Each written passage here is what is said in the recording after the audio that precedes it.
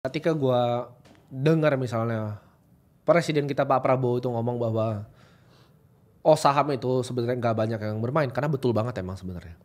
Lu lihat kan gue dekat sekali dengan bursa dari dulu. Gue tahu exactly data di KSE itu berapa orang yang buka, berapa yang pakai nomini, berapa yang orang asli. Jumlah yang trading di pasar kita tuh sedikit sekali teman-teman. Dan mostly itu saya Jakarta sentris teman-teman.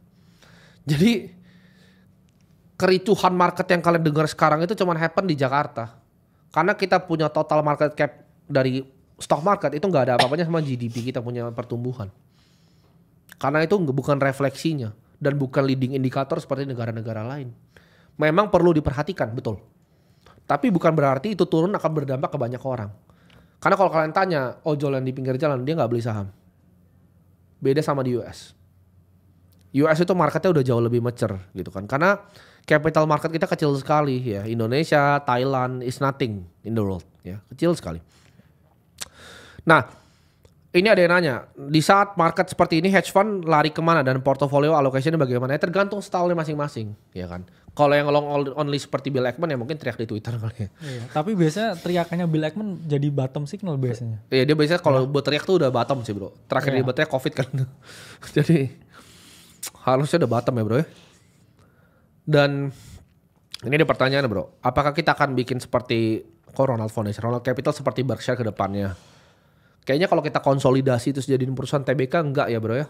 Iya. Karena capital marketnya beda ya Indonesia sama US. Mungkin kalau gue lahir di US gue akan bikin seperti Berkshire. Tapi karena gue lahir di Indonesia jadi enggak ya. Jadi itu ada batasan juga sebagai orang lahir di Indonesia.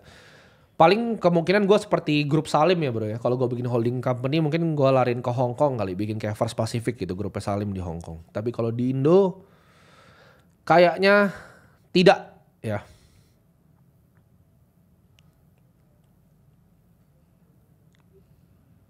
Ada yang bilang, bang dana saya ada di saham BRI.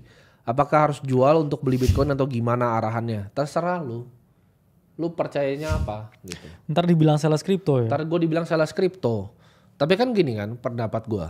Apakah Timothy akan beli BRI? Jawabannya enggak. Gue mendingan beli bank di India.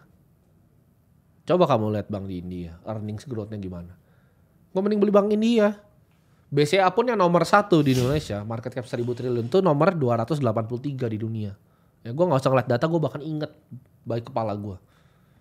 Jadi would I invest? Enggak. Lu mendingan beli BCA lah, gue ngomong gak BRI lah. Lu mendingan beli aset nomor 283 di dunia atau aset nomor 9. Ya. Sederhana ya. Gue mendingan aset nomor 9. Cek gue pernah liat di IG apa bilang saham Indo mempengaruhi perekonomian Indo, emang bener? Enggak ya. Karena market cap-nya pun banyak kan juga bukan uang beneran bro. Banyak kan cuma free float yang ngambang ya. Jadi enggak ngefek menurut gue. Kalau dolar naik ya efek kayaknya ya. Apa? Kalau dolar naik. Oh iya, kalau rupiah yang melemah itu akan ngefeknya luar biasa. Jadi itu yang harusnya diintervensi sih. Harga barang impor. Oh iya betul, itu menurut gue akan jadi apa namanya? Efek yang luar biasa. Iya, kemarin mau cari ini apa? Meme yang Bill Ackman teriak gitu ya. Yang selalu jadi bottom signal tuh. Mana itu? Ya. Kalau di tengah kondisi market seperti ini apakah gold masih jadi safe haven? Nah, gold ini sesuatu yang menarik karena orang kan banyak bilang Bitcoin bubble kan.